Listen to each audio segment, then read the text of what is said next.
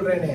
அப்ப இன்றைக்கு என்ன வார்த்தை உங்களுக்கு முன்பாய் வைக்கிறேன் என்று சொன்னால், it has to be a fruitful living in Christ. கிறிஸ்துவில் பலனளிக்கும் ஒரு வாழ்க்கை, கிறிஸ்துவுக்குள் ஒரு பலனளிக்கும் ஒரு வாழ்க்கை, having a fruitful living in Christ. எதை ஆரம்பிச்சாலும் ஒரு உதாரணத்துல தானே ஆரம்பிக்கணும், அப்பதானே நம்ம ஆளுங்களுக்கு புரியுது. சரி, ஒரு உதாரணத்தை சொல்றேன் கேளுங்க. இப்ப நானும் நீங்களும் ஒரு புதிய வேலை ஸ்தலத்துக்குள் போகிறோம். We are now going into a new environment to work or to study or to do a business. எந்த இடத்துக்கு போனாலும் அங்க இருக்கிறவர்கள் என்ன கொடுப்பாங்கன்னா ஒரு பீரியட் ஆஃப் டைம் கொடுப்பாங்க. They call it the probation period. எத்தனை பேருக்கு புரிகிறது? அந்த மாதிரி எல்லாம் கடந்து வந்திருக்கீங்க.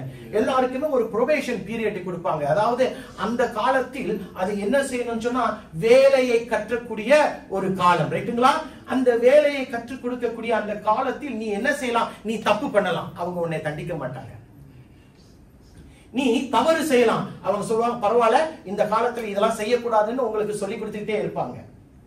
So that probation period is for you to do what? To be trained to be doing the right thing that the organization is expecting you to do.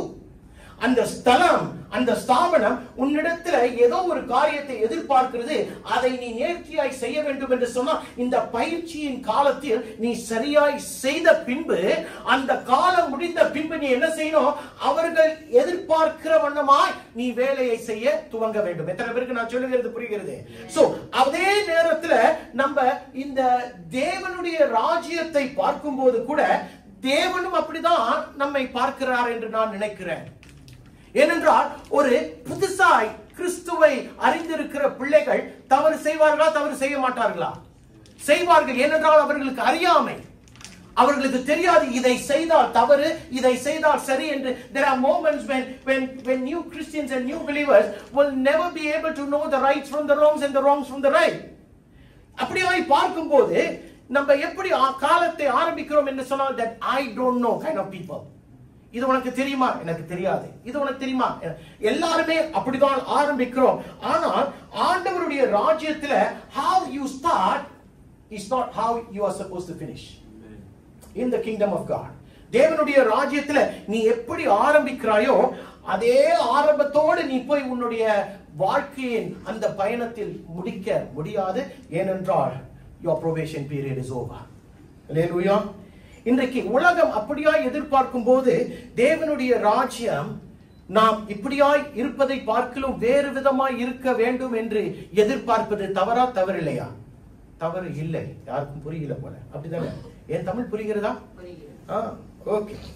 இன்றைக்கு ராஜ்யத்தின் காரியம் என்னவென்று சொன்னால், நீ துவங்கின அந்த கிறிஸ்தவ வாழ்க்கையில் உன்னுடைய முடிவு வித்தியாசமாய் இருக்க வேண்டும். அதுதான். The point is this: how you start the race is not how you're supposed to finish the race. அதை குறித்து ஒரு காரியத்தை பவுல் எபேசு சபைக்கு எழுதுகிறார். அதை உங்கள் மத்தியில வைக்க ஆசைப்படுகிறேன். Paul writes to the church at Ephesus about something which is so important for the believers. அங்க இருக்கிற விசுவாசிகள் புதிய விசுவாசிகள். அவர்கள் யூதர்கள் அல்ல, அவர்கள் புறஜாதிகள்.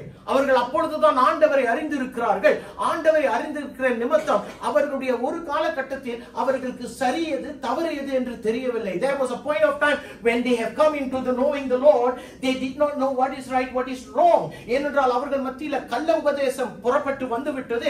அந்த கள்ள உபதேசம் நல்ல உபதேசம் அவர்கள் குழம்பிதான் இருப்பார்கள். புரியுதுங்களா என்ன சொல்றேன்னு? அப்படிப்பட்ட ஒரு சூழ்நிலையில் இருக்கும்போது பவுல் அப்படிப்பட்ட இந்த ஜனங்களுக்கு எழுதுகிறார். எழுதி என்ன சொல்லுகிறார்? ஐயா, நீங்க புதிய விசுவாசி. அப்படின்னா உங்களுடைய வாழ்க்கை எல்லாமே புதியதா இருக்கிறது. உங்களுடைய அடையாளம் புதியதா இருக்கிறது. You have a new identity.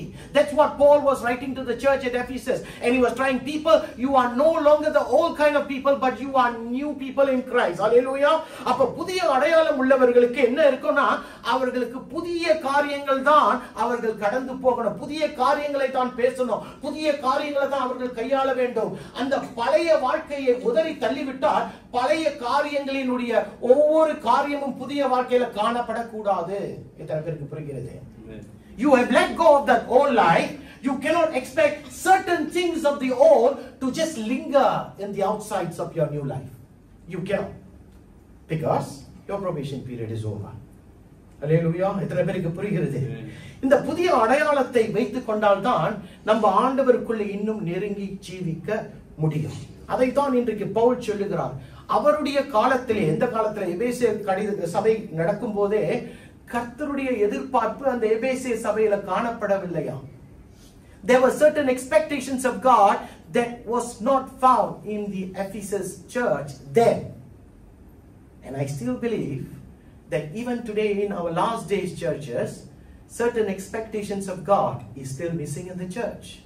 தேவனுடைய எதிர்பார்ப்புகள் அந்நாளிலேயே குறைவாய் இருந்ததாம். எந்நாளிலே கடைசி நாள் திருச்சபையா இருக்கிற என் மத்தியிலும் உங்கள் மத்தியிலும் தேவனுடைய எதிர்பார்ப்புகள் குறைவாய் காணப்படுகிறது. எத்தனை பேருக்கு புரிகிறது? So I want to let you know today, இந்த பலனளிக்கும் வாழ்க்கையை வாழ வேண்டும் என்று சொன்னால் எபேசியர் 3ஆம் அதிகாரத்தில் பவுல் எழுதின 3 காரியங்களை உங்கள் முன்பாக வைக்கிறேன். There are 3 things that Paul writes, and I want to put this before you so that you can think. இதை உங்கள் முன்பாக வைக்கும்போது நீங்கள் யோசித்து பார்க்க வேண்டும். And I want every one of you to think. எல்லாரும் இந்த இடத்தில் யோசிக்க வேண்டிய ஒரு காரியம் என்னவென்று சொன்னால், இதோ பவுல் சொல்லுகிற இந்த காரியம் நான் கிறிஸ்துவுக்குள் இருக்கிறேன், இது எனக்குள் காணப்படுகிறதா இல்லையா என்று நீங்கள் சோதித்து பார்க்க வேண்டும். அல்லேலூயா. திருப்பிக் கொள்ளுங்கள். எபேசியர் 4ஆம் அதிகாரம் 1வது வசனம். I don't think it's there. ஆதலால் கர்த்தர் நிமித்தம் கட்டுண்டவனாகிய நான் உங்களுக்கு சொல்லுகிற புத்தி என்னவெனில், நீங்கள் அழைக்கப்பட்ட அழைப்புக்கு பாத்திரவான்களாய் நடந்து மிகுந்த மனத்தாழ்மையும் சாந்தமும் நீடிய பொறுமையும் உடையவர்களாய் அன்பினால் ஒருவரை ஒருவர் தாங்கி சமாதான கட்டினால் ஆவியில் ஒருமை காத்துக் கொள்வதற்கு ஜாக்கிரதையாய் இருங்கள். போதும். ஆங்கிலத்தில் என்ன சொல்லுது? Ephesians 4:1.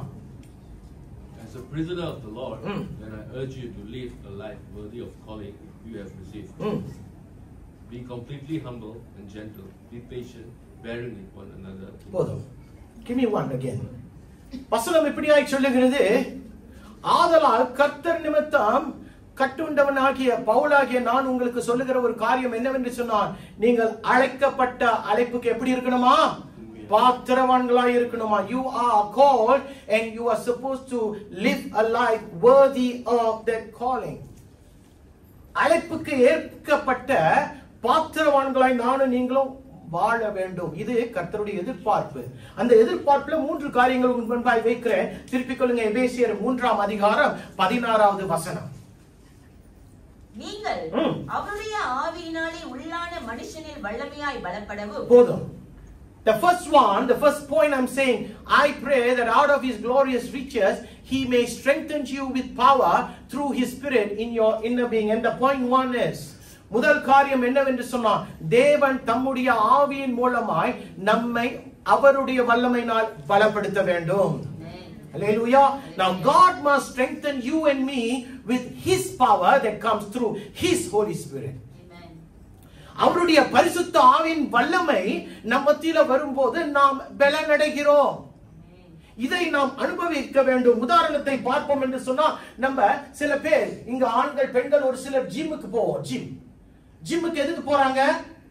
come on talk to me. உடம்பை ஏத்துறதுக்கு போறாங்க. உடம்பை ஏத்துறதுக்கு போகணும்னா இன்னைக்கு போயிட்டு நாளைக்கு உடம்பு ஏற முடியுமா? It's not possible for you to have a build up body just the next day. But எல்லா சூழ்நிலைகளை ஒரு பக்கம் வச்சிருங்க. நீங்க அந்த ஜிம்முக்கு போனா ஒரே ஒரு காரியத்தை மனதில் வைத்து சிந்தையில ஏற்றி கொண்டுதான் நீங்க அந்த ஜிம்முக்குள்ள போக முடியும். என்னவென்று சொன்னா, உங்களிடத்துல ஒன்று காணப்பட வேண்டும், சகிப்புத்தன்மை. You need to have that endurance. ஏனென்றால் நீங்கள் கடந்து போயிருக்கிற இந்த ஜிம்ல காணப்படுகிற அந்த பயிற்சி இருக்கிறதே, it's not going to be easy. அது எளிதான ஒரு காரியம் இல்ல. அது நேரமாகும். அந்த நேரம் வருகிற வரைக்கும், அந்த சமயம் வருகிற வரைக்கும் நீங்கள் இந்த காலத்தில் தரித்திருக்க வேண்டும். அதாவது வசனம் சொல்வதை போல நீங்கள் சகித்து தன்மை உள்ளவர்களாய் காணப்பட வேண்டும். You need to endure if you want a very built up body. கிறிஸ்தவ வாழ்க்கையும் அப்படிதானே. இன்றைக்கு எந்த காலங்கள், எப்படிப்பட்ட காலங்கள் நேரங்களில் வாழுகிறோம் என்று எனக்கும் தெரியும், உங்களுக்கும் தெரியும். In a twinkling of an eye, our eyes can be taken out of the Lord and be focused on something else. In a twinkling of an eye, the heart can change. ஒரு கண்ணிமை பொழுதுல நாம் தேவனை விட்டு விலகி வேற இடத்துக்கு போக அப்படிப்பட்ட ஒரு காலங்களில் வாழுகிறோம். அப்போ ஒரு கிறிஸ்தவனுடைய வாழ்க்கை எப்படி இருக்கணும்னு சொன்னா தேவனுடைய ஆவியானவரை சார்ந்து இருக்கணும். ஏனென்றால் அவரை சார்ந்து இருக்கும் போதுதான் ஒரு பலன் நமக்கு வருகிறது. எத்தனை பேருக்கு புரிகிறது? You will only have that spiritual strength of God when you attach yourself to the Lord God. அப்ப இந்த பலன் எனக்குள் எப்படி வரும் என்று சொன்னால் முதலாவது எனக்கு தேவனுக்குள்ள விசுவாசம் இருக்கணுமே. ஐயா, விசுவாசம் தேவன் மேல இல்லாம தேவனிடத்தில் எனக்கு பலனை கொடுங்க என்று கேட்க முடியுமா? யோசித்து பாருங்கள். அவர்களிடத்துல நான் ஒரு காரியத்தை கேட்க வேண்டும் என்று சொன்னால் அவரிடத்துல நான் முதலாவது பேசக்கூடிய முறை அவர்கள் கொடுப்பார்கள் என்று நம்பக்கூடிய காரியத்துக்கு நான் கடந்து போக வேண்டும். அதே போலதான் தேவனிடத்தில் when you go to God, you must have the faith to believe that He is alone Lord and God. You need to believe that He can do what others cannot. பிறரால் செய்ய முடியாததை தேவன் செய்வார். அவர்கிட்ட பலன் வேண்டும் என்று சொன்னால் அவரிடத்தில் நான் விசுவாசத்தை வைக்க வேண்டும். அப்பொழுதுதான் விசுவாசத்தோடு அந்த பலத்தோடு இணைந்து நான் அவரை போல நான் வாழ முடியும். புரியுதுங்களா என்ன சொல்றேனே? I need the strength and I need the faith, and with strength and with faith I can become more like Him. Does it make sense to you? பாருங்க, உதாரணத்துக்கு பாருங்க, ஆண்டவராகிய இயேசு கிறிஸ்து, He is the Son of God, right? அவர் தேவகுமாரன். ஆனால் பூலோகத்துக்கு வந்த பின்பு அவர் மனித குமாரனாய் மாறுகிறார். அவருக்கும் பலன் வேண்டும். அவரும் சாப்பிடுவார் தானே? அவரும் சாப்பிடுவார். அவருக்கும் பலன் வேணுமே நம்ம போல. ஆனால் பிரச்சனை என்னன்னு சொன்னால், now this is a very exciting, interesting thing that I want you to know. Do you remember that the Lord Jesus Christ went to Jordan to be baptized by John the Baptist? யோவான் ஸ்நானகன் அந்த ஆண்டவராகிய இயேசு கிறிஸ்துவை யோர்தான் அந்த நதியில் அவருக்கு ஞானஸ்தானம் கொடுத்தார். எல்லாருக்குமே தெரியும். அவர் இறங்கி அவர் தண்ணீர்ல போயிட்டு அவர் மேல வரும்போது ஒரு சம்பவம் நடந்தது. என்ன நடந்துச்சு? புறாவை போல யார் வந்தா? தேவனுடைய ஆவியானவர் அவர் மேல இறங்கினார். அது அபிஷேகம் என்று சொல்லுவோம், ரைட்டுங்களா? தேவன் அபிஷேகப்பட்டார் என்று. பட் you must understand, அந்த அபிஷேகத்துல தேவனுடைய வல்லமை இருக்கிறது, தேவனுடைய பலன் இருக்கிறது. அவருக்கும் பலன் தேவையாய் இருந்தது. அந்நாட்களில் ஆண்டவராகிய இயேசு கிறிஸ்து எத்தனை பேருக்கு தெரியாது, அவருடைய அற்புதங்கள் செய்வதற்கு அவர் மலையோரமாய் போய் அநேக நேரங்கள் தேவனுடைய சமூகத்தில் காத்திருந்து பலனை பெற்றுக் கொண்டவராக இருந்தார். அப்படியாய் இருக்கும் போது அநேக நேரங்களில் ஆண்டவராகிய இயேசு கிறிஸ்து தேவகுமாரன் தான், ஆனால் பரிசுத்த ஆவியானவரை சார்ந்திருந்தார். He was leaning on the Holy Spirit for more power, for power. அன்றைக்கு வனாந்தரத்தில் பிசாசு அவரை என்ன செய்தான்? வஞ்சித்தான். வஞ்சிக்கல, என்ன செஞ்சான்? சோதிக்கிறான். அவன் சோதனைக்குள் கடந்து போகிறான். அந்த சோதனைக்கு பின்பு தேவதூதர்கள் அவருக்கு பலன் கொடுத்தார்கள் என்று வசனம் சொல்லுகிறது. அல்லேலூயா. பாருங்க, அப்ப ஆண்டவராகிய இயேசு கிறிஸ்துவுக்கு என்ன தேவையா இருந்துச்சு? பலன் தேவையா இருந்துச்சு. பிரியமானவர்களே, you must understand there were moments in his ministry that he also needed the strengthening of the Holy Spirit. And without the Holy Spirit, he could not even move. There were moments when the Holy Spirit restricted the Lord Jesus Christ from doing miracles. தெரியுமா? பரிசுத்த ஆவியானவர் ஒரு சில நேரங்களில் ஆண்டவராகிய இயேசு கிறிஸ்துவை அற்புதம் செய்ய முடியாதபடிக்கு தடை செய்தார். If you want to know the thing, let me know. I will show you. People, இன்றைக்கு ஆண்டவராகிய இயேசு கிறிஸ்து பரிசுத்த ஆவியானவரை சார்ந்திருந்தார். அப்போஸ்தலர் 1:8 எல்லாருக்குமே தெரிந்த வசனம் தான். பரிசுத்த ஆவி உங்களிடத்துல வரும்போது நீங்கள் என்ன கிடைப்பீங்க? ஆங்கிலத்தில் என்ன சொல்லுது? When the Holy Spirit comes upon you, you receive power. No, it's power. So the interpretation, which came first? The English came first or the Tamil came first? The English came first. மொழிபெயர்ப்பு தமிழ்ல வரல, ஆங்கிலத்துல தான் வந்துச்சு. From Latin, Greek அப்படி இருந்து ஆங்கிலத்துக்கு தான் வந்துச்சு. So I want to use that word, the English word, which is power. பரிசுத்த ஆவி உன் மீது வரும்போது நீ வல்லமை பெறுகிறவனாய் காணப்படுகிறாய். வல்லமை பலன் தான், பலன் வல்லமை தான். ஆனால் பலன் வேணுமா வல்லமை வேணுமான்னு யார்ட்டாச்சும் கேட்டா நம்ம என்ன சொல்லுவோம்? எது வேணும்னு சொல்லுவோம்? வல்லமை தான் வேணும்னு சொல்லுவோம். ஏன்னா அதை பார்க்கத்தான் நல்லா இருக்கு, இன்னும் கொஞ்சம் ஆவிக்குரிய வார்த்தையா இருக்குன்னு சொல்லுவோம். சோ இன்றைக்கு பாருங்க, அப்போஸ்தலர் 1:8 இப்படியாய் எழுதியிருக்கிறது. பரிசுத்த ஆவி உன் மீது வரும்போது, என் மீது வரும்போது நாம் என்ன அடைகிறோம்? வல்லமை அடைகிறோம், வல்லமையை பெற்றுக் கொள்ளுகிறோம். அப்ப ஆண்டவர் சொல்லுகிறார், இந்த உலகத்துல நீ எனக்காக வாழ வேண்டும் என்று சொன்னால் உனக்கு என்ன தேவை? தேவனுடைய பலன் தேவை. ஏனென்றால் ஆண்டவராகிய இயேசு ரோமர் 8:11 பார்க்கிறோம், இப்படியாய் சொல்லுகிறது, அன்றியும் இயேசுவை மரித்தோரிலிருந்து எழுப்பினவருடைய ஆவி. And if the spirit of him who raised who raised Jesus from the dead. Anybody following here? Yes. People, even the Holy Spirit was needed for Jesus to be lifted up from the grave.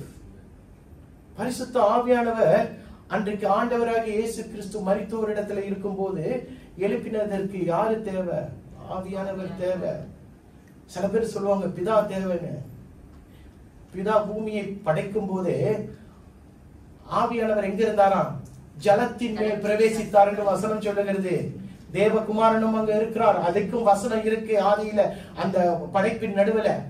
So people, I want you to know today that the Holy Spirit is needed for you and for me to be strengthened in the Lord. Hallelujah. இன்றைக்கு அநேகர் சபையில என்ன நினைப்பாங்க தெரியுமா? ஒரு வாட்டி நான் ரட்சிக்கப்பட்டேன், எதுக்கு? ஞானஸ்தானம் எடுத்துட்டேன், அதனால இன்றைக்கு நான் போதும், நான் முழுமைக்குள்ள வந்துட்டேன், நான் தான் ஊழியம் செய்யறேன், நான் தான் பாடுறேன், நான் தான் வாத்திய கருவி வாசிக்கிறேன், நான் தான் ஊழியம் பண்றேன். That is more to it, or rather there is more to it. இதை பார்க்கலும் இன்னும் அநேகமாய் நாம் வாஞ்சிப்பது என்ன தெரியுமா? நீங்க வாஞ்சிக்க கூடியது என்ன தெரியுமா? பரிசுத்த ஆவியானவருடைய பலன், பரிசுத்த ஆவியானவருடைய வல்லமை நாம் வாஞ்சிக்க வேண்டும். பிகாஸ் நம்ம அவரை போல வாழ வேண்டும் என்று சொன்னால் பரிசுத்த ஆவியானவர் இல்லாம நானும் நீங்களும் வாழ முடியாது. எத்தனை பேருக்கு புரிகிறது நான் என்ன சொல்றேன்? People, you cannot just come go to church. You cannot say I'm doing ministry, I'm doing this, I'm doing that, and after that you are a stagnant Christian. இருக்கிற இடத்திலே இருக்கிற ஒரு கிறிஸ்தவளாய் இருந்து விடுவோம். அப்ப இன்றைக்கு நானும் நீங்களும் என்ன வாஞ்சிக்க வேண்டும் என்று சொன்னால் பரிசுத்த ஆவியானவரை வாஞ்சிக்க வேண்டும். பெந்தேகோஸ்து நாளில் பரிசுத்த ஆவியானவர் வராமல் இருந்திருப்பார் என்று சொன்னால் என்ன நடந்தது யோசிச்சு பாருங்க. Can you just imagine what would have happened if the Holy Spirit on the day of Pentecost, if he did not come down? Think about it. பயந்து கொண்டு கதவை பூட்டிக் கொண்டிருந்த 11 சீஷர்கள் பலனடைந்திருக்க முடியாது.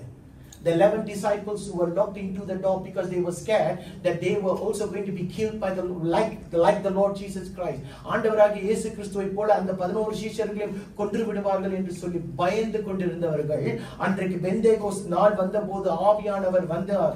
அவர்களுடைய பயத்தை போக்கி அவர்களுக்கு வல்லமையை கொடுத்தார், அவர்களை தேற்றினார். He replaced the fear with the faith, so that day அவர்கள் பயந்து இருந்த ஜனங்கள் அன்றைக்கு 11 பேரும் அந்த பரிசுத்த ஆவியானவர் பலன் அடைந்த பின்பு எழும்பினார்கள். பேதுரு பேசுகிறார், 3000 பேர் ரட்சிக்கப்படுகிறார். இன்றைக்கு உங்களுடைய வாழ்க்கையில ஏதேனும் ஒரு காரியம் மாறுதலாய் ஒரு பலன் அடைய வேண்டும் என்று சொன்னால் நான் சொல்லுகிறேன், உங்களுக்கு ஆவியானவருடைய பலன் தேவை.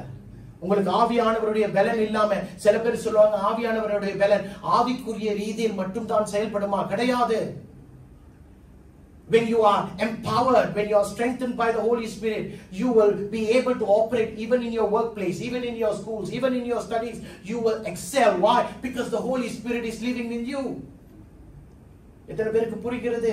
பரிசுத்த ஆவியானவர் அதாவது ஆவிக்குரிய வாழ்க்கைக்கு மட்டும் தேவைப்படுகிற ஒரு தேவன் அல்ல.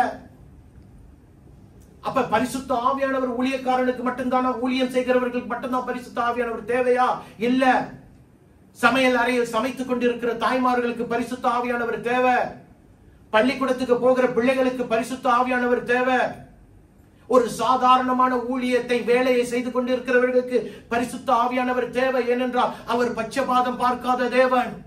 பணக்காரன் மேலேயும் ஆவியை அபிஷேகத்தை ஊற்றுவார், ஏழையின் மேலேயும் அபிஷேகம் ஆவியை ஊற்றுவார். நான் கருப்பா இருக்க ஊற்ற மாட்டாரோ என்று நினைக்க வேண்டாம், நான் சோப்பா இருக்கிற ஊட்ட மாட்டாரோ என்று நினைக்க வேண்டாம். ஏனென்றால் என் தேவன் எல்லாரையுமே சமசமையா பார்க்கிற தேவன். அல்லேலூயா. இன்றைக்கு நானும் நீங்களும் அறிந்து கொள்ளக்கூடிய காரியம் என்னவென்று சொன்னால் point 1 again, அந்த இன்றைக்கு தேவனும் நானும் இணைந்து அவருக்குள் கட்டப்பட வேண்டும் என்று சொன்னால் நான் ஆவியானவருடைய பலத்தினால் அல்லது வல்லமையினால பலன் அடைய வேண்டும். So point 1 for you and me to take note is I must be strengthened with power by the Holy Spirit. Hallelujah. 17வது வசனத்தை பார்ப்போமா? 17வது வசனம் என்ன சொல்லுது? 3:17. விசுவாசத்தினாலே கிறிஸ்து உங்கள் இருதயங்களில் வாசமாய் இருக்கவும் நீங்கள் அன்பிலே வேரூன்றி நிலை பெற்றவர்களாகி போதும். So that the point number 2, so that Christ may dwell in your hearts through what? Christ may dwell in your hearts through faith. And point number 2 is this. விசுவாசத்தின் மூலம் கிறிஸ்து உங்கள் இருதயங்களில் வாசம் செய்ய வேண்டும். What is point number 1? தேவன் நம்மை அவருடைய ஆவியின் வல்லமை கொண்டு நம்மை பலப்படுத்த வேண்டும். இரண்டாவது காரியம், தேவன் விசுவாசத்தின் மூலம் கிறிஸ்து நம்மில் வாசம் செய்ய வேண்டும். எத்தனை பேருக்கு புரிகிறது? ஒரு உதாரணத்தை சொல்றேன், கேக்குறீங்களா? இன்றைக்கு எல்லாருமே இந்த இடத்துக்கு வந்தவங்க, you have taken some kind of transport. ஏதோ ஒரு ரீதியில் டிரான்ஸ்போர்ட் தமிழ்ல என்ன சொல்லுவோம்? போக்குவரத்து. ஏதாச்சும் போக்குவரத்து எடுத்திருப்பீங்க. யார் யார் எம்ஆர்டில வந்தா அன்னைக்கு? எம்ஆர்டில யாராச்சும் வந்தீங்களா? ஓ, நம்ம சர்ச் பணக்காரன், பரவாயில்லப்பா. யாரும் எம்ஆர்டில யாராச்சும் பஸ்ல வந்தீங்களா? பஸ் வேற பஸ்ல வந்தவங்க? பஸ். எங்க அம்மா பஸ்ல வந்திருக்காங்க. ஓகே. பஸ்ல வரும்போது டிரைவர் யாருன்னு தெரியுமா? டிரைவர் சொந்தக்காரனா உனக்கு? இல்ல சொந்தமா? was he a relative? So நமக்கு பாருங்க, பேருந்து எடுத்து போகிறோம், விமானத்தை எடுத்து போகிறோம், பைலட்டை போய் பார்த்து நீ யாரு, உனக்கு அனுபவம் இருக்கா அப்படின்னா கேட்கிறோமா? இல்ல. ஏன்? ஏன்? அவசியம் இல்லை. ஏன்? அவன் படிச்சுட்டு தான் அந்த இடத்துல உட்கார்ந்திருக்கான். ரைட்டுங்களா? We don't inquire whether he has the capabilities, he has the criteria to drive that bus, to drive that Grab, to take that plane from Singapore to somewhere else. You don't need it, but you believe in him. அவரை நம்புறீங்க, அவருடைய திறமையை நம்புறீங்க, அந்த வாகனத்தை நம்புறீங்க. கரெக்ட்டுங்களா இல்லையா? நான் சொல்றது புரியுதுங்களா? அப்படியா இப்படிப்பட்ட காரியங்களை முகத்தை பார்க்காம கூட நம்புறீங்க.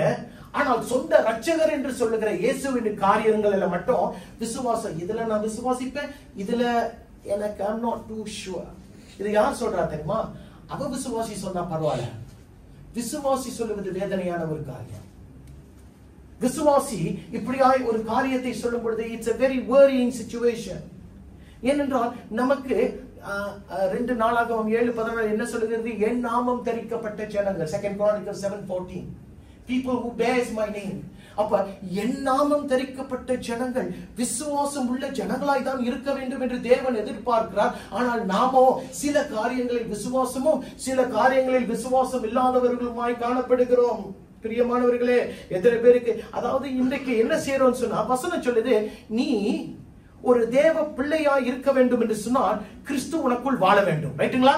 கிறிஸ்து உனக்குள்ள எப்படி வாழ முடியும்? விசுவாசத்தினாலதான். அததான் பவுல் 3:17 சொல்லுகிறார். Christ must live in you through faith. அப்படி என்றால் இன்றைக்கு நீ கர்த்தர் மேல நம்பிக்கை வைப்பாய் என்று சொன்னார், தேவன் நீர் மட்டும்தான் என்று நம்பிக்கை வைப்பாய் என்று சொன்னார், கர்த்தர் உனக்குள் வாசம் செய்கிறார். Clear as that? Simple as that. When you believe in your heart that Jesus Christ is truly Lord and God, you must understand that the Holy Spirit dwells within you. ஏனென்றால் தேவன் உண்டு என்று சொல்லுகிறவர்களுக்கு தேவனுடைய ஆவியானவர் இருக்கிறார் என்று வசனம் சொல்லுகிறது. தேவன் இல்லை என்று சொல்லுகிறவர்களுக்கு ஆவி இல்லாதவர்கள் தான் அப்படி சொல்ல முடியும். சோ இந்த தேவ பிரசனம் நமக்குள்ள இருக்கும் போதுதான் நானும் நீங்களும் ஆண்டவராகிய இயேசு கிறிஸ்துவோட ஒரு நல்ல அந்நியுன்ய ஐக்கியத்துக்குள் கடந்து போக முடியும். Now I can only have an intimate relationship with the Lord Jesus Christ when you have faith in him. அப்ப இன்னைக்கு பவுல் சொல்லுகிற காரியம் என்னவென்று சொன்னால், ஐயா உனக்குள்ள கிறிஸ்து இருக்க வேண்டும் என்று சொன்னால் அவர் இருக்கிறார் என்று நீ நம்ப வேண்டும். சில நேரங்களில பாரம்பரிய காரியங்களுக்குள்ள நம்ம கடந்து போயிடுவோம். பாரம்பரிய காரியங்களுக்குள்ள சில நேரங்கள் கடந்து போயிடுவோம். எதுக்கு சர்ச்சுக்கு வந்திருக்கிற? அப்பா வந்தாரு, நான் வந்தேன். அப்புறம் சொந்தக்காரங்க வந்திருந்தாங்க, நான் வந்திருக்கேன். ஓகே. எதுக்கு சபைக்கு வந்தேன்? அப்படியே வந்து பார்த்துட்டு எல்லாரையும் பார்த்துட்டு எப்படி இருக்கீங்கன்னு பார்த்துட்டு போலாம். இப்படிப்பட்ட ஒரு காரணத்துக்கு நீங்க இந்த சபையில உட்கார்ந்து இருந்தீங்கன்னு சொன்னா you are in the wrong place. நீங்க தவறான ஒரு இடத்துல வந்திருக்கீங்க. இப்ப நான் எதற்கு சபைக்கு வந்திருக்கிறேன் என்று சொல்லுவேன் என்று சொன்னால், என்னிடத்துல யாராச்சும் நீங்க எதற்கு சபைக்கு வந்தீங்கன்னு சொன்னா, நான் சொல்வேன், நான் ஜீவனுள்ள தேவனாகிய கிறிஸ்துவை நான் நம்பி இருக்கிறேன். அவர் எனக்காக மரித்தார், அவர் எனக்காக உயிரோடு எழும்பினார், அவர் எனக்காக பரிந்து பேசுகிறார், அவர் என்னை மன்னித்திருக்கிறார், என்னுடைய பாவத்துக்காக தம்முடைய ரத்தத்தை சிந்தினார், அவர் மறுபடியும் வரப்போகிறார், அவர் என் துதிகளில் வாசம் செய்கிறார் என்ற ஒரு நிச்சயத்தோடு நான் இந்த இடத்துல நிற்கிறேன். நான் அவருக்காக ஆராதிக்கிறேன், நான் அவருக்காக ஊழியம் செய்கிறேன். அந்த காரணத்துக்கு தான் நான் இங்க இருக்கிறேன்னு சொன்னா நீ சரியான இடத்துல நிற்கிறாய். You are only in the right place when you know what is the reason that you are gathered here. If you are gathered here because of traditional reasons, then you are in the wrong place. But if you are here because you know that Jesus Christ is Lord and He has come, He has died, He has rose on the third day, and right now He's interceding on behalf of you, and one day He's going to come back for you. And if you have that, then you are in the right place. Amen. Hallelujah. Pavul கலாத்தியருக்கு எழுதும் பொழுது 2:20 பாருங்களேன், என்ன சொல்றாரு? கிறிஸ்துவுடனே கூட சிலுவையில் அறையப்பட்டேன், ஆயினும் பிழைத்திருக்கிறேன். இனி நான் அல்ல, கிறிஸ்துவே எனக்குள் பிழைத்திருக்கிறார்.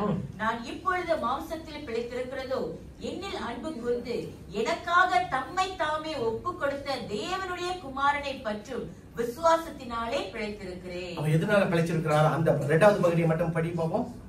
நான் இப்பொழுது மாம்சத்தில் பிழைத்திருக்கிறதோ என்னில் அன்பு கூர்ந்து எனக்காக தம்மை தாமே ஒப்பு கொடுத்த தேவனுடைய குமாரனை பற்றும் விசுவாசத்தினாலே பிழைத்திருக்கிறேன். ஆங்கிலத்தில் I've been crucified with Christ and I no longer live but Christ who lives in me. The life I live in the body, how does he live? I live by faith. In who? In the Son of God, and his name is Jesus. புரியுதுங்களா என்ன சொல்றேன்னு? பவுல் அழகா எழுதுகிறார் பாத்தீங்களா? இந்த வாழ்க்கை, இந்த சரீரத்துல வாழ்ற வாழ்க்கை நான் ஆண்டவராகிய இயேசு கிறிஸ்துவின் மேல வைத்திருக்கிற விசுவாசத்துல வாழ்றேன்றார். பிரியமானவர்களே, தேவனுடைய பிள்ளைகள் என்று சொல்லுகிற அடையாளம் கொண்ட நானும் நீங்களும் இன்றைக்கு ஆண்டவராகிய இயேசு கிறிஸ்து எனக்குள்ள வாழ்றார் என்று அந்த நிச்சயத்துல இருப்போம் என்று சொன்னால் நீங்கள் சரியான ஒரு கிறிஸ்தவ வாழ்க்கை வாழ்ந்து கொண்டு இருக்கிறீங்க. அப்படி இல்லைன்னு சொன்னா நான் என்னத்தை சொல்றது? இல்ல நான் என்னத்தை சொல்றது? பிரியமானவர்களே, இன்றைக்கு தேவனை சார்ந்து அவரிடத்துல வாரந்தோறும் வந்து பரிசுத்த ஆராதனையில கலந்து கொண்டு ஊழியம் செய்து தேவனுடைய வார்த்தையை கேட்டு பாடி ஆடி கொண்டாடி விசுவாசம் என்ற வார்த்தையை கேட்டு கேட்டு கேட்டு கேட்டு கேட்டு அதை அறிந்திருக்கிறேன் புரிந்திருக்கிறேன் என்று சொல்லி அந்த விசுவாசத்தை விசுவாசிக்கிறீர்களா? That's the question. I have come, I have gone, I have worshipped God, I have heard sermons, I have listened to sermons on faith. I know what is faith, I understand what is faith, but do you believe in this word called faith? விசுவாசத்தின் மேல விசுவாசமா இருக்கிறீங்களா? Because you cannot be selective in being faithful. People, I want you to know this. விசுவாசத்தில் சின்ன காரியங்கள், தலைவலிக்கு நான் விசுவாசிக்கிறேன், இயேசுவின் நாமத்தில் தலைவலி போயிடும். டாக்டர் திடீர்னு சொல்றான், உனக்கு இருதயத்துல ஓட்ட, தகப்பனே கைவிட்டுட்டீங்களப்பா. அப்ப எங்க விசுவாசம்? அதாவது நம்முடைய விசுவாசம் எப்ப தெரியுமா பார்க்க முடியும்? சூழ்நிலை ரொம்ப அடித்தளத்துல இருக்கும் பாத்தீங்களா? அப்பதான் ஒவ்வொரு கிறிஸ்தவனுடைய விசுவாசத்தை பார்க்க முடியும். நிக்கிறியா? எங்கடா பார்க்கும்போது காணா போயிடுவாங்க. ஏன்? ஏதோ ஒரு மூலையில போய் உட்கார்ந்துகிட்டு என்ன சொல்லுவான்? கர்த்தர் என்ன கைவிட்டாருன்னு. ஆனா இது வரைக்கும் இன்னும் ஜெபிக்கவே துவங்கவே இல்லை. சத்தியத்தை கேட்டிருக்கிறோம், ஆனா ஒரு செய்தி, தவறான ஒரு கெட்ட செய்தி வந்ததும் ஆண்டவர் என்னை கைவிட்டு விட்டார். But you have not even started to ask him to heal you. Now that is the kind of people we have in church today. இப்படிப்பட்ட விசுவாசிகள் என்று சொல்லுகிற விசுவாசிகள் சபையில இருக்கிறார்கள். சோ இன்றைக்கு நானும் நீங்களும் எப்படி இருக்கிறோம் என்பதை மறந்து போய்விடக் கூடாது. நம்முடைய விசுவாசம் இன்றைக்கு, அதாவது எப்படி சொல்லுவாங்க, the ridiculous moments, இது சாத்தியமே இல்லை என்று சொல்லுகிற நேரத்துல உங்களுடைய விசுவாசம் மேல நிற்கும். ஈசாக்கு வருவதற்கு, ஈசாக்கு பிறந்து வளர்வதற்கு 2 பேர் அவர்களுடைய சரீரத்தின் மேல நம்பிக்கை வைக்கவே இல்லை. தேவனுடைய வார்த்தையின் மேல நம்பிக்கை வைத்தார்கள். How many of you understand that? For Isaac to come about, There were two people who never believed in their body because their body was as good as dead. But they believed in the word of God. தேவனுடைய வார்த்தையின் மேல அவர்கள் நம்பிக்கை வைத்தார்கள். யாரு? ஆபிரகாமும் சாராளும். யோசிச்சு பாருங்க. It was the ridiculous of moments. நான் எனக்கு 80 வயது ஆகுது. 75 வயசுல ஆண்டவர் அவனுக்கு வாக்குத்தத்தத்தை கொடுத்தார். 75 ஆபிரகாமுக்கு 25 ஆண்டுகள் காத்திருந்தான். ஆண்டவரே, என்னுடைய சரீரம் முடியாது, சாராளுடைய கற்பம் முடியாது, சாத்தியம் இல்ல. It is impossible. ஆனால் சாத்தியமாக்கினதுக்கு காரணம் என்னவென்று சொன்னால் அவர்கள் இயற்கைக்கு அப்பாற்பட்ட ஒரு விசுவாசத்தை வைத்திருந்தார்கள். இன்றைக்கு உங்களுக்கும் அதை தான் சொல்ல வருகிறேன். சாதாரண விசுவாசத்தை வைத்துக் கொண்டு நம்ம கடந்து போக கூடாது. Because your probation period is over. You are no more in probation. இன்றைக்கு நிக்கணும், விசுவாசிச்சு நிக்கணும். ஒத்த தலைவலிக்கு பாஸ்டர்ட்ட வந்து ஜெபிக்கணும், மாறணும். இயேசுவின் நாமத்தில் அது போகணும். அந்த அதிகாரத்தோடு பேசணும். அதற்கு உனக்கு தேவை விசுவாசம். அந்த விசுவாசம் இருந்தால், கிறிஸ்து உனக்குள் இருந்தால் உன்னுடைய ஜெபம் கேட்கப்படும். எத்தனை பேர் நம்புறீங்க? அன்றைக்கு புறஜாதிகள் என்ன ஆகினார்கள்? அவர்கள் இயேசுவை அறிவதற்கு ஒரே ஒருவன் விசுவாசித்தான். அவனுடைய அழைப்பு வந்த போது அவன் விசுவாசித்தான். அதனால புறஜாதிகளுக்கு சுவிசேஷம் பிரசங்கிக்கப்பட்டது. யார் அவன்? Pavul.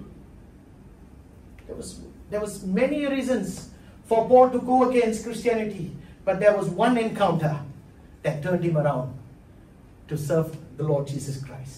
Hallelujah. I want to go back to point 1. முதல் காரியம் உங்கள்ட்ட என்ன சொன்னேன்? ஆவியானவருடைய பலத்தின், அதாவது வல்லமையினால நானும் நீங்களும் பலன் அடைய வேண்டும். Point number 1. பாயிண்ட் நம்பர் 2, கிறிஸ்து நமக்குள் விசுவாசத்தினால வாசம் செய்ய வேண்டும். மூன்றாவது ஒரு காரியம் இருக்கிறது, ஆனால் அதை 17வது வசனத்துக்குள் போவோம். Go back to 17, the second part. நீங்கள் அன்பிலே வேரூன்றி நிலை பெற்றவர்களாகி, next one, 18. நீங்கள் அன்பிலே வேரூன்றி நிலை பெற்றவர்களாகி, அப்புறம் சகல பரிசுத்தவான்களோடு கூட கிறிஸ்துவனுடைய அன்பின் அகலமும் நீளமும் ஆழமும் உயரமும் இன்னதென்று உணர்ந்தவர்களாய் காணப்பட வேண்டும். Go back to English again. It says 17, Christ may dwell in your hearts through what? Faith. And then we know that. And I pray, who is praying?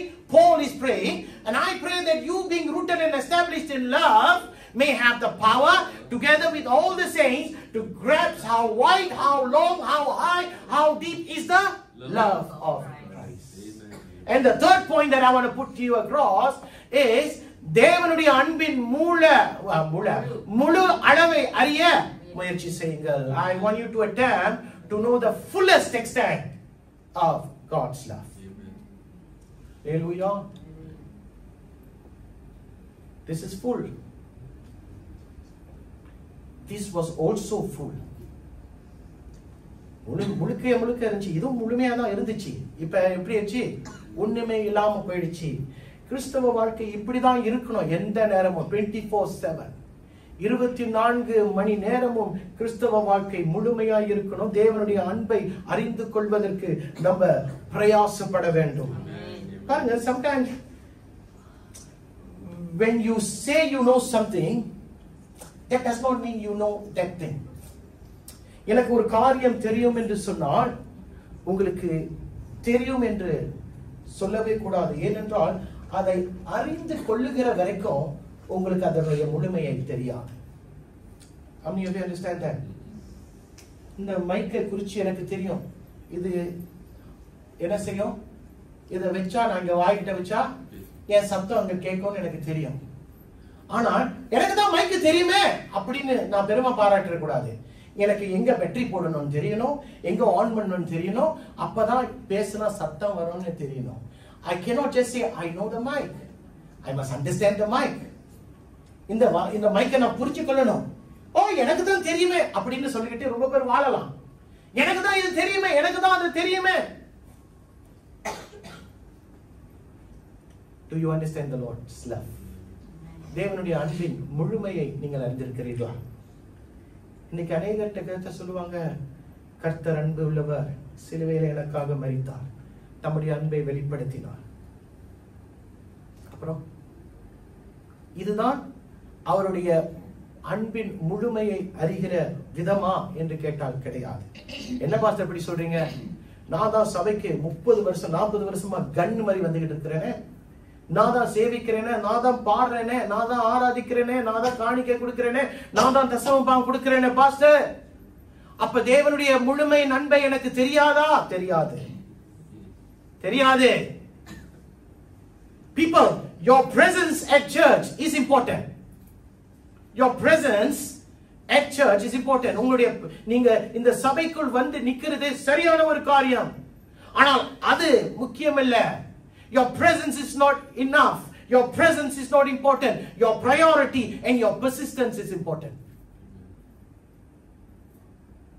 நீ அங்க வந்து நிற்பது மட்டும் முக்கியமல்ல, நீ கர்த்தருக்கு முதன்மை கொடுப்பது முக்கியம். நீ அந்த அந்த விடாப்பிடியான அந்த ஒரு முறையை கைக்கொள்ளுகிறாய, அந்த வெறித்தனமான கிறிஸ்துவுக்கு நிக்கிற ஒரு வெறித்தனமான வாழ்க்கை, அதை தான் ஆண்டவர் பார்க்கிறார். எத்தனை பேர் தெரியும்? சபைக்கு 30-40 வருஷம் வரலாம், ஆனால் ஒரு நாளைக்கு ஆண்டவர் வரும்போது, நான் தான் செம்பரியாடுன்னு சொல்லிக்கிட்டு இருக்கும்போது கர்த்தர் உன்னை எந்த இடத்துல பாப்பாரு? வெள்ளையாடின் இடத்துல தள்ளிடுவாரு. என்னப்பா அப்படின்னு சொல்லிடுவீங்க. ஆண்டவர் ஒரே ஒரு வார்த்தை சொல்லுவாரு, அங்க பாகின் பண்றதுக்குலாம் டைம் இல்ல, வசனம் அப்படிதான் சொல்லுது. There is no time to. உன்னை நான் நிறைய எனக்கு சொல்லிடுவேன், முடிஞ்சிருச்சு. அப்பா உங்க நாமத்துல தானேப்பா அற்புதம்லாம் செஞ்சேன், உங்க நாமத்துல தானேப்பா நான் ஊழியெல்லாம் செஞ்சேன், நான் உன்னை அறியேன், முடிஞ்சிருச்சு. அதான் நினைக்கிறேன் தேவ தூதர்கள் வந்து இழுத்துட்டு உன்னை கொண்டு போயிடுவாங்க போல. இது சும்மா ஒரு கற்பனை கதை. புரியுதுங்களா என்ன சொல்றேன்னு? பிரியமானவர்களே, இன்றைக்கு தேவனுடைய அன்பின் முழுமையை அறிய வேண்டும் என்று சொன்னால் there is only one way. Are you ready to listen? There is only one way. An intimate or cultivate an intimate relationship with the Lord Jesus Christ. ஆண்டவராகிய இயேசுவோடு ஒரு ஒரு ஆழமான, ஒரு ஐக்கியமான, ஒரு அந்யுன்யமான உறவை நீ ஸ்தாபித்துக் கொள்ள வேண்டும். அந்த அந்யுன்யமான உறவில் என்ன இருக்க வேண்டும்? ஜெபம் இருக்கணும், தேவனுடைய வார்த்தை அறிந்திருக்கணும், அவர் உன்னை அழைத்த அழைப்புக்கு நீ அங்க நிக்கணும், சேவை செய்யணும், அவருடைய வார்த்தைக்கு கீழ்ப்படியணும். பிரியமானவர்களே, இது இல்லாம நான் தேவனுடைய முழுமையான அன்பை அறிந்திருக்கிறேன் என்று நீயும் நானும் பெருமை பாராட்ட முடியாது. Do you understand what I'm saying? If you say that I know the fullest extent of His love, then I want to ask you, are you in a very intimate relationship with the Lord Jesus Christ? Because if I'm scared to ask you to put up your hands, because I'm scared that not many hands will come up. எனக்கு என்ன பயம்? கையை தூக்குங்க சொன்னா எல்லா கையும் வருமானு தெரியாது. கண்ணை மூடிட்டு 2 கையை தூக்கிடலாம். அடுத்து கேட்பேன், ஜெபிக்கிறையா அப்படின்னு. வார்த்தை இருக்கா அவனிடத்துல? ஆண்டவருக்கு சேவிக்கிறாயா? வார்த்தைக்கு கீழ்ப்படுகிறியா? கை பண்ணாத போயிடும்.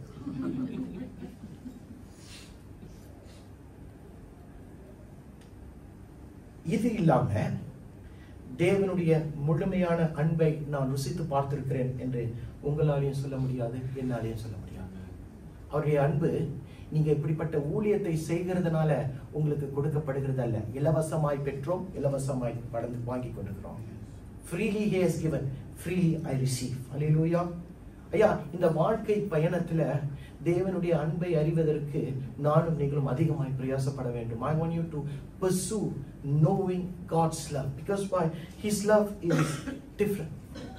It may look a bit complex. அதாவது கொஞ்சம் குழப்பமாய் இருக்கும் தேவனுடைய அன்பு. ஆனா தேவனுடைய வார்த்தையின் ஆழத்தையும் உயரத்தையும் நீளத்தையும் அறிந்து கொள்வீர்கள் என்று சொன்னால், தேவனுடைய வார்த்தையை புரிந்து கொள்வீர்கள் என்று சொன்னால் உங்களுக்கு தெரியும் அந்த அன்பை பார்க்கலாம் வேற ஒரு அன்பு எங்கேயும் இல்லை. There will be no other love compared to the love of the Lord Jesus Christ. Hallelujah. அவளை பார்த்தீங்கன்னா ஒரு உதாரணத்தை சொல்றேன். அவருக்கு டமஸ்கஸ் பாதையில ஒரு அனுபவம் கிடைத்தது, ரைட்டுங்களா? அவன் ஆண்டவராகிய இயேசு கிறிஸ்துவை he met him at the road at Damascus. இப்ப பவுல் தம்முடைய ஊழியத்தை செய்ய ஆரம்பித்து விட்டார். எபேசிய சபை, பிலிப்பி சபை, கொலோசிய சபை, தெசலோனிக்கே சபை, கொரிந்து சபை, எல்லா இடத்திலும் போயிட்டு அவருடைய சத்தியம் என்ன தெரியுமா? டமஸ்கஸ் பாதையில தேவன் என்னை சந்தித்தார். டமஸ்கஸ் பாதையில தேவன் என்னை சந்தித்தார். Now the Lord met me at the road of Damascus. That was not his message. அது அவனுடைய சத்தியம் அல்ல. ஆனால் டமஸ்கஸ் ரோட்டில் சந்தித்த அந்த அனுபவத்தை வைத்துக்கொண்டு அவன் தம்மை உலகத்தின் காரியங்களிலிருந்து, பழைய காரியங்களிலிருந்து தம்மை பிரித்து கொண்டு தேவனுடைய அன்பை அறிந்து கொள்வதற்கு, தேவனுடைய வார்த்தையை அறிந்து கொள்வதற்கு, தேவனுடைய எதிர்பார்ப்பை அறிந்து கொள்வதற்காக தம்மை பிரித்தெடுத்துக் கொண்டான். Now he separated himself when he had that encounter with the Lord at the road of Damascus, but he separated himself to know the Lord more. பிரியமானவர்களே, இன்றைக்கு உலகமும் எனக்கு வேணும், தேவனும் எனக்கு வேணும்னு சொன்னா இது திக்காம் இல்ல. அப்படிலாம் விளையாட முடியாது. If this is what you want, this is what you should be pursuing it. If this is what I want, this is what you should be attempting to do. இதுதான் வேண்டும் என்று சொன்னால் அதை நோக்கி நாம் போக வேண்டும், அதற்காக நாம் பிரயாசப்பட வேண்டும். எத்தனை பேருக்கு புரிகிறது நான் என்ன சொல்றேனே? இன்றைக்கு தேவனை அறிந்திருக்கிறேன் என்று சொல்லி கூட தேவனை அறியாமல் இருக்கிறோம். ஏனென்றால் நான் தேவனிடத்தில் ஒரு பிரித்து எடுக்கப்பட்ட வாழ்க்கை வாழவில்லை. I have not lived a life separated from the world. You need to separate yourself and to be attached to the Lord God Jesus Christ. Hallelujah. அப்படியே இருக்கும்போது உன்னுடைய முக்கியத்துவம், உன்னுடைய அந்த விடாமுயற்சி, இது எல்லாமே என்ன செய்கிறது? ஆண்டவருடைய கண்களை உன்மேல் வைக்கிறது. ஆண்டவர் உன்னை பார்க்கிறார். 10 பேர்ல பார்க்கும்போது அதுல ஒருவனை கர்த்தர் உன்னை பார்க்கிறார். ஏன்? அவன் என்னிடத்தில் வாஞ்சியாய் இருக்கிறபடினால் அவனை நான் பார்க்கிறேன் என்று கர்த்தர் சொல்லுவார். அவன் என் நாமத்தை அறிந்திருக்கிறபடினால் நான் அவனை பார்க்கிறேன் என்று கர்த்தர் சொல்லுவார். People, you need to be separated from the crowd. நாம் வாழுகிற இடம், நாம் கடந்து போகிற பாதைகள் ஒவ்வொன்றிலும் பெரிய ஒரு கூட்டமாய் இருக்கலாம். ஆனால் அந்த கூட்டத்தின் நடுவில் நீயும் நானும் தனித்துவமாய் காணப்பட வேண்டும். You need to be separated. Hallelujah. மோசேயை பார்த்தீங்கன்னா தேவனிடத்துல அவருடைய அன்பை அவன் ஞாபகப்படுத்துகிறவனாய் இருக்கிறான். பாத்தீங்களா எவ்வளவு ஒரு அனுபவம். இப்படிப்பட்ட ஒரு அனுபவத்தை மோசே அனுபவித்தான். ஒரு காலத்துல மோசே கர்த்தர் கூப்பிடும் போது நான் மாறமாட்டேன் என்று சொல்லிவிட்டார். ஆனால் அதோ தேவனை அறிந்த பின்பு ஆண்டவர் தம்முடைய ஜனங்களை அழிக்க போகிறார். அவன் ஆண்டவரிடத்துல ஞாபகப்படுத்துகிறான், ஆண்டவரே நீங்க எவ்வளவு அன்பு உள்ளவர் அப்பா, நீங்க இப்ப உங்க ஜனங்களை அழிச்சிட்டீங்கன்னா ஜனங்க வேற மாதிரி உங்களை குறிச்சு பேசுவாங்களே என்று சொல்லி ஆண்டவருக்கு ஞாபகத்தை மூட்டுகிறான். அவருடைய அன்பை ஞாபகம் மூட்டுகிறான். பிரியமானவர்களே, அவனுக்கு தெரியும், மோசேக்கு தெரியும் தேவனுடைய அன்பு எவ்வளவு பெரிய அன்புன்னு. ஏனென்றால் அவனுடைய வார்த்தையை கேட்டு கர்த்தர் அமைதியாகி மாறிவிட்டார். அல்லேலூயா. இன்றைக்கு தேவனை சில நேரங்கள் எப்படி பார்க்கிறோம் தெரியுமா? தேவன் என் ஜெபத்தை கேட்கவில்லை. ஒரு சமயம் தேவன் என் மேல் கோபமாய் இருக்கிறார். ஒரு சமயம் நான் செய்கிற காரியங்கள் தேவனுக்கு பிரியப்படவில்லை, அதனாலதான் தேவன் என் ஜெபத்தை கேட்பதில்லை என்று சொல்லி we look at God sometimes as an angry God. We look at him as if he is angry. We think that he is not hearing my prayer because of my lifestyle. People, think about this. Look at the first point, look at the second point, look at the third point. இந்த 3 காரியங்கள் உங்களுடைய வாழ்க்கையில் காணப்படும் என்று சொன்னால் நிச்சயமாக ஏற்ற விதத்தில், ஏற்ற நேரத்தில், ஏற்ற வண்ணத்தில் கர்த்தர் உங்களுடைய ஜெபத்தை கேட்டு உங்களுக்கு பதிலை கொடுப்பார். அல்லேலூயா. அதாவது தேவனை நம்ம வித்தியாசமாய் பார்க்கணும். ஆகஸ்ட் மாசத்துல நிக்கிறோம் பிரியமானவர்களே. we are standing in the month of August, September, October, November, December. இன்னும் 5 மாதங்கள். இந்த 5 மாதங்கள் முடியும் போது 2025வது ஆண்டு பிஸ்ன்னு ஓடிரும். இப்ப நான் உங்கள்ட்ட கேட்கிறேன், இந்த 2025 முடிவதற்குள்ள எத்தனை பேர் சொல்லுவீங்க பரிசுத்த ஆவியானவருடைய வல்லமையினால நான் பலன் அடைவேன் என்று எத்தனை பேர் சொல்ல முடியும்? யோசிச்சு பாருங்க, நல்லா யோசிச்சு பாருங்க. ஏன்னா இது வரைக்கும் 8வது மாசத்துல நிக்கிறோம். இது வரைக்கும் நான் ஆண்டவருடைய பலத்தினால நான் வாழாமல் இருந்திருக்கிறேன் என்று சொன்னால் இழப்பு உன்னுடையது தான், தேவனுடையது கிடையாது. You have lost so much from God because you have never aligned yourself to be strengthened by the power of the Holy Spirit, because you were not giving attention to the Holy Spirit. பரிசுத்த ஆவியானவருக்கு நீங்க இடம் கொடுக்கவில்லை. அதாவது இன்றைக்கு உலகத்துல நான் பலன் அடைவதற்கு நான் என்ன வேணாலும் செய்வேன்.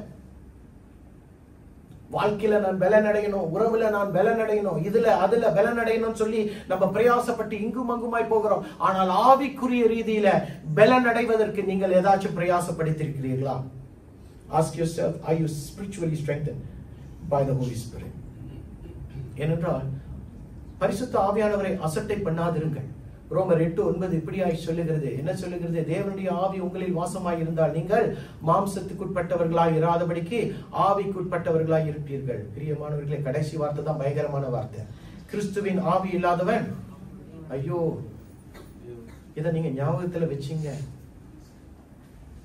You are not controlled not by the sinful nature but by the Spirit. And the Bible says if the Spirit of God lives in you, and if anyone does not have the Spirit of God in him or Spirit of Christ in him, you don't belong to Christ. Now that's frightening for me. That's actually frightening for me. அவர் சொல்லுகிறார், கிறிஸ்துவுடைய ஆவி, அப்படி என்றால் பரிசுத்த ஆவி உங்களில் இல்லை என்று சொன்னால், நீ சோலமன் என்று பெயர் போட்டிருக்கலாம், டேவிட் என்று பெயர் போட்டிருக்கலாம், ஏன் இயேசு என்று கூட பெயர் போட்டிருக்கலாம். ஆனா அவர் சொல்றாரு, எனக்கு ஒண்ணு தெரியாதுன்றவர். இந்த விசுவாச வாழ்க்கையில் விசுவாசம் இல்லாமல் போவதை நிறுத்திக் கொள்வோம். In this life of faith, I want you to stop walking your life without faith. Because if you are walking a life without faith, Christ means nothing to you. இன்னைக்கு இந்த விசுவாச வாழ்க்கையில நீங்கள் கடந்து போகும்போது விசுவாசமே இல்லைன்னு சொன்னா கிறிஸ்து உங்களுக்கு பிரயோஜனமற்றவர். ஆனால் அவருக்குள்ள நீங்கள் அவரை நம்பி இந்த வாழ்க்கையின் பயணத்தில் போய்கொண்டே இருப்பீங்கன்னு சொன்னா அந்த விசுவாசம் தான் உங்களை வேற இடத்துக்கு உயர உயர உயர உயர உயர கொண்டு போக போகுது. இன்னைக்கு விசுவாசம் இல்லாமல் தேவனை யாரும் தரிசிக்க முடியாது. இல்ல, நான் உலகத்துல நான் இதை பார்க்கணும், உலகத்துல நான் இதை சாதிக்கணும், நான் இவனை போய் சாதிச்சா, இவனை போய் சந்திச்சா, இவர்களை போய் சந்திச்சா என்னுடைய வாழ்க்கை உயரும். ஐயா, தேவனை முதல் சந்தி. முதலாவது தேவனை சந்தி. தேவனை சந்திக்க பிரயாசப்படு. அவருடைய பரிசுத்த ஆவியானவரை அணுகி அவருக்குள்ள வாழ்வதற்கு பிரயாசப்படு. எல்லாவற்றையும் கர்த்தர் மாற்றி கொடுப்பார். அல்லேலூயா. You must find the moment to attach yourself, to align yourself to the love of the Lord Jesus Christ. And how do I do that? By clinging on to the Holy Spirit. அப்பதான் உங்களுக்குள்ள ஒரு ஆவிக்குரிய பிரகாசம். பிரகாசம் என்ன தெரியுமா? Glow. There will be a spiritual glow found in each and every one of you. Meaning, when you walk the journey of life, because you are spiritually attached to the Holy Spirit, you will be different. Of course, உங்க முகம் பிரகாசிக்காது, ஆனால் ஆவிக்குரிய ரீதியில் ஜனங்கள் உங்களை பார்க்கும்போது there is something about that person, there is something about this girl அப்படின்னு சொல்லுவார்கள். Why? Because you have more of Christ in you and you have less of the world in you. இவனை பாருங்க, மோசேயை பாருங்க. 40 நாள் சீனாய் மலையில இருந்து இறங்கி வரும்போது அவனுடைய முகம் என்ன செஞ்சது? ஏன் பிரகாசித்தது? அவன் எத்தனை நாள் தேவ பிரசன்னத்தில் இருந்தான்? 40 30 தானே? சரி, கணக்கு பண்ணி பாப்பா. அப்புறமேல நானும் மறந்துடுறேன் சில நேரத்தில். 40 தான் நினைக்கிறேன். 40 நாள் அவர் தேவ பிரசன்னத்தில் இருந்தார். So the more you spend your time in the presence of God, your face spiritually starts to glow. உங்களுடைய முகம் பிரகாசிக்க. நான் தான் வாரத்துல ஒரு வாட்டி வந்து பிரகாசிக்கிறேனே, முகம் பிரகாசிக்கவே பிரகாசிக்காது, இருள் தான் படிச்சு கிடக்கும். ஏனென்றால் நீ ஞாயிற்றுக்கிழமை கிறிஸ்தவன். You become that Sunday Christian and I can bet you will never see that glow in your life. You will probably have some darkness.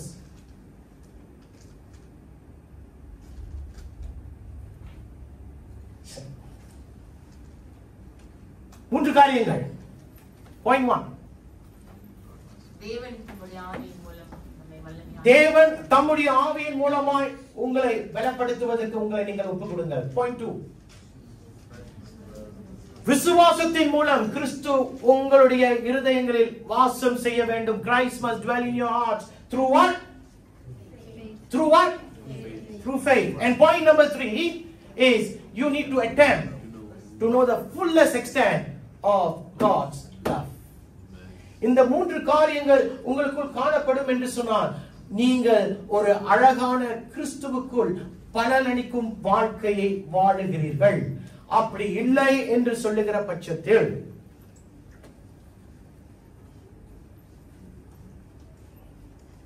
ஒரு காலம் வரும், நீங்கள் வெள்ளையாடா செம்பரியாடா என்று பிரித்தெடுக்கப்பட்ட ஒரு காலம் வரும். Don't get cheated. ஏமாந்து போய்விடக்கூடாது. அல்லேலூயா. ஏமாந்து போய் விடக்கூடாது. உங்களை உங்களுடைய தேவ சமூகத்தில் இன்னும் அதிகமாய் இந்த ஆகஸ்ட் மாதத்தில் ஒப்பு கொடுங்கள். இந்த ஆகஸ்ட் மாதத்தில் கர்த்தர் உங்களுக்கு என்று செய்யக்கூடிய காரியங்களை வைத்திருக்கிறார். புதிய காரியங்களை வைத்திருக்கிறார். புதிய காரியங்களை செய்ய வேண்டும் என்று சொன்னால் you need to align yourself to receive from God. தேவனிடத்தில் பெற்றுக்கொள்வதற்கு உங்களை நீங்கள் இடத்தை மாற்றிக்கொண்டு அவரிடத்தில் காத்திருக்கிற இடத்தில் நில்லுங்கள், நிலைநிறுத்திக் கொள்ளுங்கள். அப்பொழுது தேவன் பெரிய காரியங்களை செய்வார். கண்களை மூடுவோமா? கண்களை மூடுவோம். Every eyes closed in this place. Thank you Lord. Thank you Lord. Thank you Lord. Thank you Lord. Thank you Lord. நன்றி செலுத்துகிறோம் ஆண்டவரே. வசனம் உங்கள் மத்தியில் பெரிய ஒரு மாற்றத்தை கொண்டு வரும். பெரிய ஒரு மாற்றத்தை கொண்டு வரும். அல்லேலூயா. Thank you Lord. Thank you Lord. உமக்கு நன்றி செலுத்துகிறோம் ஆண்டவரே. உமக்கு நன்றி செலுத்துகிறோம் ஆண்டவரே. உடைய வசனம் இதோ எங்களுடைய இருதயத்தில் ஆழமாய் இருக்கட்டும். சங்கீதக்காரன் இப்படியாய் சொல்லுகிறான், ஆண்டவரே உம்முடைய வார்த்தையை